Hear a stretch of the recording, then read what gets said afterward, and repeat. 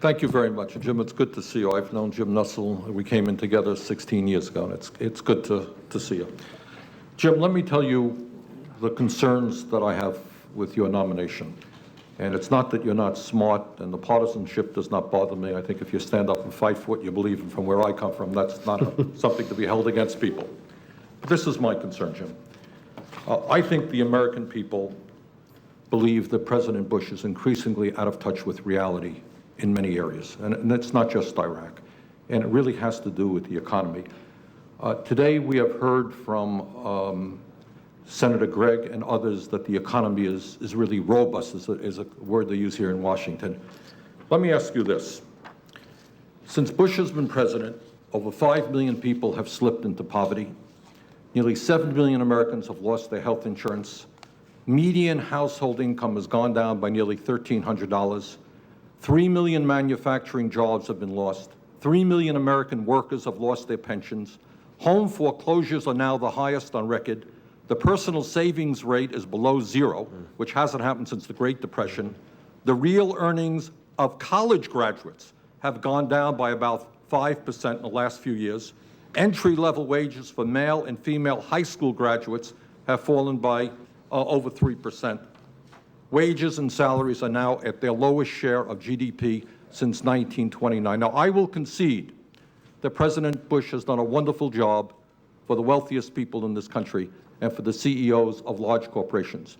If you receive this position, very important position as head of OMB, are you prepared to go into the office and say, Mr. President, you have got to represent more than the wealthiest 1%, that the middle class is shrinking and poverty is increasing, and Mr. President, we need policies to address the concerns of ordinary Americans? Senator, as I said to the chairman, I'm not satisfied, even though there are statistics to show that there's growth. You pointed out a number that show that we're lacking, and that there are people that are still not able to succeed in our country. There are many reasons for that. I'm not sure it can be pointed at either one person or one policy, but I would concur with you that our work is not done yet. As you indicated, some call it partisanship. I call it being passionate when you believe in something, and I have not shrunk from that in talking either with my colleagues, but I would not shrink from that in speaking with the President either. Jim, the President has insisted that at a time when we have the highest rate of childhood poverty, an issue that we don't talk enough about, but as you may know, over 18% of the children in this country live in poverty, the highest rate by far of any country on earth. The President believes that we should completely repeal the inheritance tax in a way that applies only to the wealthiest 0.2%. If we repealed the inheritance tax, the Walton family, which owns Wal-Mart, one of the wealthiest families in America, would receive over $32 billion in tax breaks.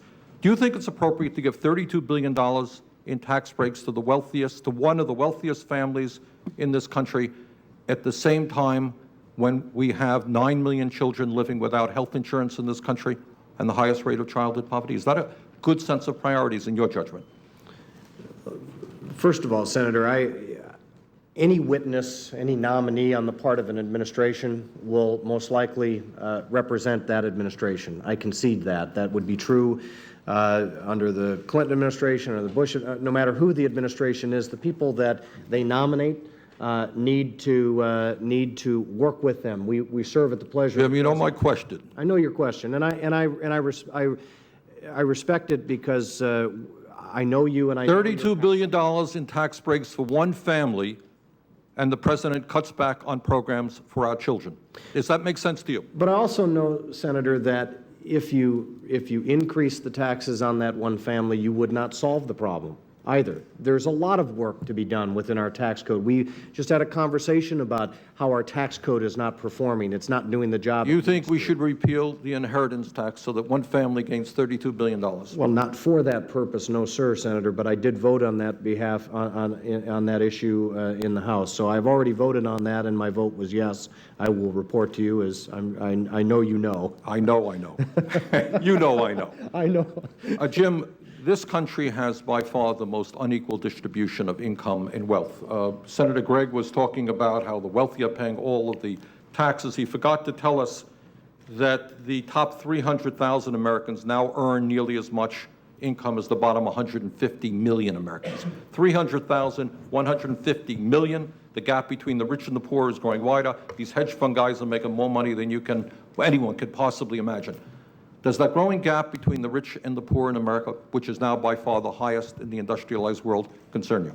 Oh, yeah, yes, sir, it does. But I would say to my friend that my view is that we should do everything we can to help the people who aren't succeeding, who are poor, succeed. And I don't think that has to be done to the detriment of people who have been successful.